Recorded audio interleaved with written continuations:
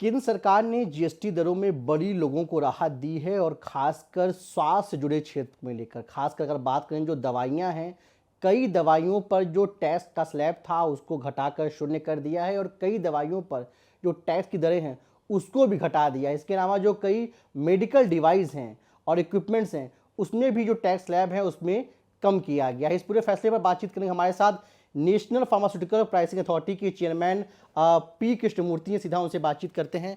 Sir, जो सरकार ने फैसला लिया है, जीएसटी काउंसिल ने फैसला लिया है और कई मेडिसिन जो खासकर क्रिटिकल मेडिसिन है, क्रिटिकल बीमारियों को लेकर उसमें जो जीएसटी की दरें हैं उसको शून्य कर दिया है और कई जो दवाइयां हैं उस पर भी जो जीएसटी का स्लैब था उसको 12% से 5% पर ला दिया और कई मेडिकल डिवाइसेस पे। इस पूरे फैसले को सर आप पर कैसे देखते हो, क्या कहेंगे? ये बहुत महत्वपूर्ण कदम है and government has been progressively rationalizing the tax structure on the medicines. Last year also during the budget, GST on many of the medicines, especially cancer treatment medicines, have been reduced to zero.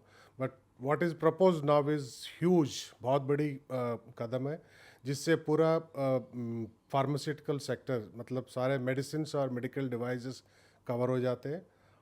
आज का जो announcement आया GST council का उसके मुताबिक करीब 33 medicine जो है जो कैंसर और इस तरह के क्रिटिकल एलिमेंट्स को ट्रीट करते हैं उसके ऊपर जीएसटी जो है 12 और 5% से लेके 0 कर दिया गया। ये बहुत बड़ी बात है। और इसी तरह जो 12% जो होता था कई मेडिसिन के ऊपर वो 5% किया गया है। और जो medical devices, medical operators etcetera इन जो है इनके ऊपर जो 18% होता था वो 5% किया था। तो तकरीबन पूरा मेडिकल सेक्टर जो है, जो मेडिसिन हो या मेडिकल इक्विपमेंट ऑपरेटर्स हो, वो पूरा जो है एक ऑलमोस्ट सिंगल रेट स्ट्रक्चर पे आ गया 5%। तो 18% होता था, 12% होता था काफ़ी मेडिसिन पे। सो ये बहुत बड़ी बात है और ये बहुत इम्पॉर्टेंट कदम है और इससे जो है मिलियंस ऑफ जो पेशेंट्स हैं इस कंट्री में उनका बहुत फ़ायदा होगा। सर, जैसा आपने कहा कि जो टैक्स स्लैब है उसको या तो जीरो कर दिया या उसको एक टैक्स टैक्स स्लैब में ला दिया, 5% पे ला दिया और इसमें से दवाइयाँ और जो मेडिकल इक्विपमेंट्स हैं चाहे वो इलाज को लेकर या फिर जो इलाज में यूज़ होते हैं खासकर उसको उसमें राहत दी गई है। अब सर, इसमें चाहे मध्यम वर्गीय हो, गरीब हो या फिर कोई अमीर व्यक्ति हो, सबको लाभ मिलेगा। सर, किस प्रकार से लाभ मिलेगा और कितना? सर, क्या कुछ अनुमान या कुछ अंदाजा है कि किस प्रकार से आर्थिक जो खर्चा है इलाज पर वो कितना सर मतलब सुलभ हो जाएगा और कितना बेहतर रहेगा लोगों के लिए सर?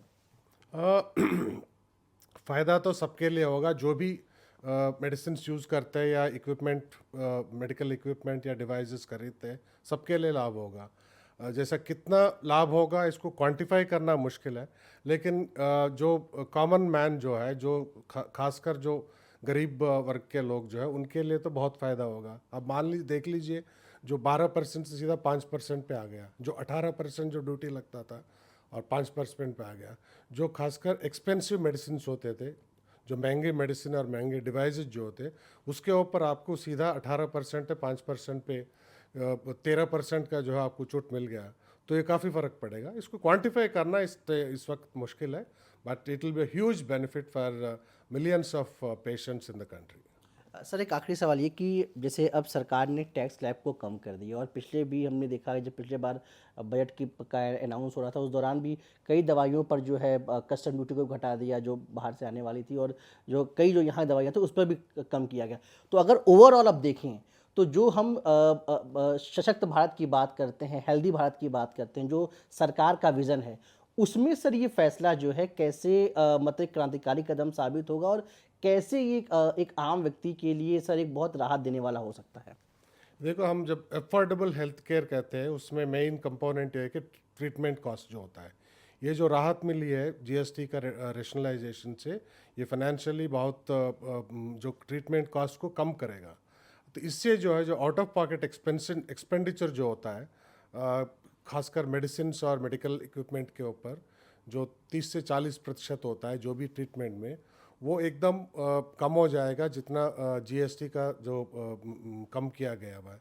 और इससे बहुत फ़ायदा होगा लोगों को। शुक्रिया। ये थे हमारे साथ पी कृष्णमूर्ति, जो नेशनल फार्मास्यूटिकल प्राइसिंग अथॉरिटी के चेयरमैन थे, जिन्होंने विस्तार से बताया कि आखिर जो सरकार ने ये फैसला लिया है वो कैसे लाभकारी होगा आम व्यक्ति के, और इलाज कैसे अब आम लोगों के लिए या मध्यम वर्गीय लोगों के लिए कैसे सुलभ और सस्ता होगा। नई दिल्ली से NTV इंडिया के लिए पल्लव मिश्रा।